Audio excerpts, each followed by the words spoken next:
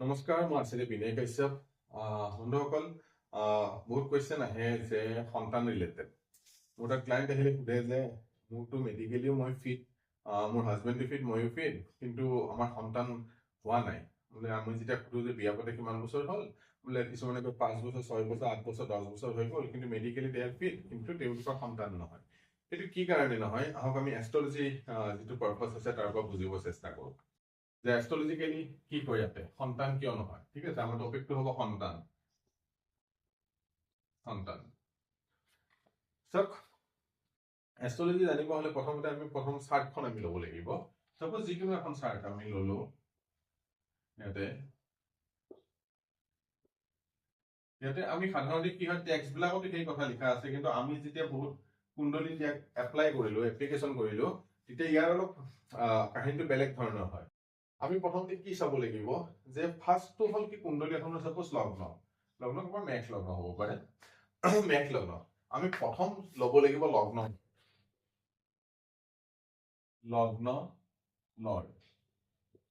Lord হ'ল first. লগ্ন lord মজবুত হ'বই লাগিব। লগ্ন লৰ্ডৰ যদি পাৱাৰ নাথাকে তেনেহ'লে যিকোনো ক্ষেত্ৰতে আধৰুৱা ৰিজাল্ট কুণ্ডলীবিলাকত পোৱা দেখা পোৱা যায়। তাৰপিছত আহিব ফিফ্থ হাউচ। কাৰণ ফিফ্থ হাউচটো হ'ল সন্তান কাৰক ভাৱ। ঠিক আছে,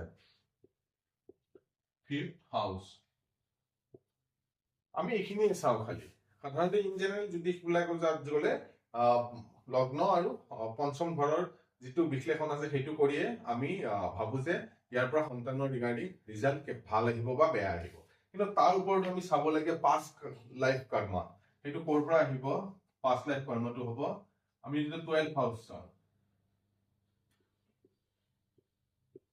12th হাউচ এণ্ড লৰ্ড,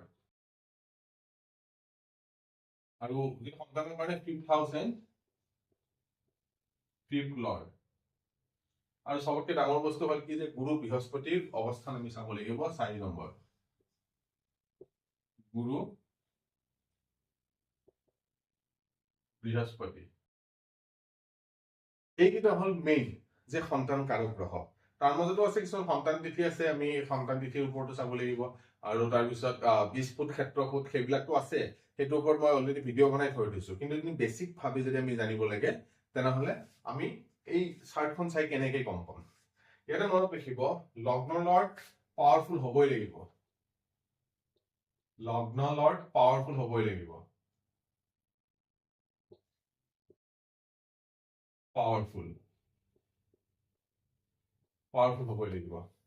সদায় মনত ৰাখিব যে লগ্ন লৰ্ড যাতে এফ্লিকশ্যনত নাথাকে, কোনো পাপ গ্ৰহৰ প্ৰভাৱত নাথাকে বা কোনো দুস্থানত নাথাকে, যেনে 6, 8, 12 এনেকুৱা ভাৱত নাথাকে, বা কোনো পাপ গ্ৰহৰ প্ৰভাৱ যাতে লগ্ন লৰ্ডৰ ওপৰত নাথাকে, সেইটো সদায় মনত ৰাখিব। আমি 1 নম্বৰটো পালো। 2 নম্বৰটো চাব যে 5th হাউচত কোনো ধৰণৰ পাপী গ্ৰহৰ প্ৰভাৱ থাকিব নালাগে। মেইনলি ইয়াতে কি কোৱা হৈছে যে 5th লৰ্ডত যদি মংগল আৰু ৰবিৰ যদি বেয়া দৃষ্টি থাকে, ঠিক আছে, বেয়া প্ৰভাৱ থাকে, তেনেহ'লে সন্তান হোৱাৰ ক্ষেত্ৰত ই সদায় বাধা প্ৰদান কৰিব। আৰু 5th লৰ্ডৰ ওপৰত সেই একে বস্তু এপ্লিকেশ্যন হ'ব যে 5th লৰ্ডৰ ওপৰতো যাতে কোনো ধৰণৰ পাপ প্ৰভাৱ নাথাকে। আমি লগ্ন লৰ্ডত কি পালো? লগ্ন লৰ্ড সদায় পাৱাৰফুল হ'ব লাগিব, 6, 8, 12 বহিব নালাগিব। 5th হাউচত 5th লৰ্ড বা 5th হাউচত কোনো ধৰণৰ মেলিফিক প্ৰভাৱ থাকিব নালাগিব। মেলিফিক প্ৰভাৱ থাকিব নালাগিব। ঠিক আছে, আৰু 12th হাউচ কি হয় আমি এইটো গৌৰ কৰা দৰকাৰ। 12th হাউচত যেতিয়া আপুনি পূৰ্ব জন্মত কি কাম কৰিছিল, ঠিক আছে, সেই জন্মৰ ফল ইয়াতে পাইছে নেকি? ঠিক আছে, সেই পূৰ্ব জন্মৰ ফলটো আমি কেনেকে চাম যে 5th হাউচত ক্ষমা কৰিব, 12th হাউচত যদি কিবা পাপ গ্ৰহৰ ইনফ্লুৱেঞ্চ থাকে, বা যিহেতু সেই ঘৰটো নিগেটিভ ঘৰ বুলি ধৰা হয়, বা 5th হাউচত যদি 12th হাউচত যদি 5th লৰ্ডৰ কিবা কম্বিনেশ্যন মিল খাই যায়, তেনেহ'লেও সন্তান অহাৰ ক্ষেত্ৰত বাধা প্ৰদান 12th হাউচেও কৰে। সেইকাৰণে এইকেইটা ভাৱক আমি ভালকে চাব লাগে। তাৰ মাজত হ'ল গুৰু বৃহস্পতিক আমি লাষ্টবাৰ চাম।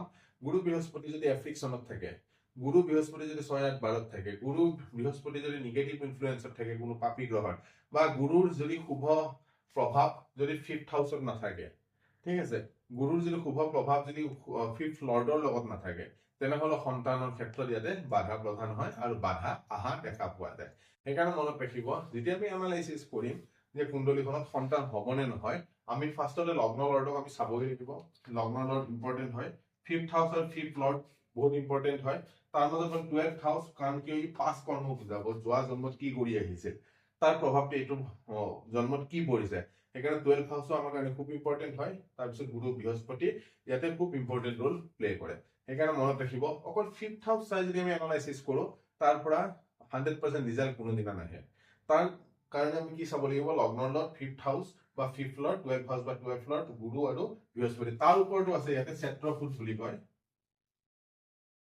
ক্ষেত্ৰফুল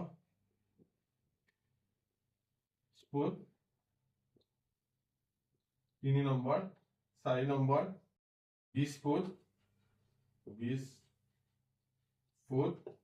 ক্ষেত্ৰফুল আৰু 20 ফুট আমি চাব লাগে তাৰপিছত আমি 5 নম্বৰ সন্তান তিথি এইকেইটাও আমি চাই লব লাগে যদি ইয়াতে দেখা পাইছো যে 12th লৰ্ড লগ্নৰ লৰ্ড 5th হাউস 5th লৰ্ড 12th হাউস 12th লৰ্ড আৰু গুৰু বৃহস্পতি ঠিকে আছে অলমোস্ট তথাপিও সন্তান হোৱা নাই তেতিয়াহলে আমি ক্ষেত্ৰফুল 20 ফুট আৰু সন্তান তিথিটো যদি তাৰ পৰা আমি ভালকে ক্যালকুলেশন কৰিলে সন্তান হবনে নহয় কেতিয়া হব বা কোনটো সময়ত হোৱা সম্ভাৱনা আছে সেইটোৰ বিষয়ে ইয়াতে ধুনীয়াকে ক'ব পাৰি আশা কৰি ভিডিওটো আপোনালোকে বুজি পাইছে যে অকল সন্তান 5th হাউসৰ পৰা নাচাই বা 5th হাউসক অকল কেন্দ্ৰ কৰি যদি আমি সন্তানৰ প্ৰেডিকশন নকৰি লগ্ন লৰ্ড 5th হাউস 5th লৰ্ড 12th হাউস 12th লৰ্ড গুৰু বৃহস্পতি ক্ষেত্ৰফুল 20 ফুট আৰু সন্তান দিদি আটাইবোৰ যদি সংমিশ্ৰণ কৰি যাওঁ তেনেহলে সন্তান হবনে নহয় আমি একুৰেট ফলাদেশ কৰিব পাৰো যদি মোৰ ভিডিও চাই ভাল লাগে তেনেহলে লাইক কৰিব শেয়াৰ কৰিব আৰু সাবস্ক্ৰাইব কৰিব নাপাহৰিব